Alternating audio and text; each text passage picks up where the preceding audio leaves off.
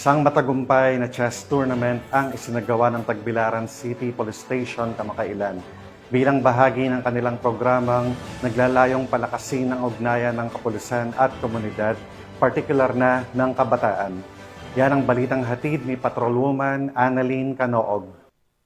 Ay sinubuan ng Tagbilaran City Police Station ang COPT-CPS Chess Tournament noong 26 ng Hulyo sa taong kasalukuyan sa Tagbilaran City Hall Atrium bilang bahagi ng pagdiriwang ng 30th Police Community Relations Month at ng Makasasayang Sandugo Festival. Pinangunahan ang nasabing aktibidad ni Police Lieutenant Colonel John Karen Oliveres Cober, hepe ng Tagbilaran City Police Station na naglalayong paglaganapin ng disiplina, strategiya, sportsmanship, mga katangiang mahalaga sa parehong larong chess at epektibong community policing. Nilahukan ang tournament ng mga kabataang chess enthusiasts, mga bihasang manlalaro at ilang kasapi ng Philippine National Police. Nagtipon-tipon ang limang sektor upang ipakita na sa bawat galaw ng piyesa ay may layunin ang itaguyod ang kapayapaan at pagkakaisa sa komunidad. Sa kanyang mensahe, binigyang diin ni Police Lieutenant Colonel Escobar ang kahalagahan ng ganitong mga inisyatibo upang higit pang mapalapit ang kapulisan sa pamamayan, lalo na sa kabataan. Isa itong patunay na sa gitna ng aming tungkulin, may panahon pa rin kami para makipag-ugnayan sa komunidad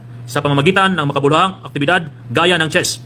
Ang larong ito ay nagpapalakas ng disiplina, estratehiya at pag-iisip ng solusyon, ang mga katangiang mahalaga rin sa paglilingkod sa bayan. Tumanggap ng trophies at papuri ang mga nagwagi, habang pinasalamatan din ang lahat ng lumahok sa kanilang ipinakitang galing at dedikasyon. Maraming salamat po sa lahat ng lumahok at sumuporta.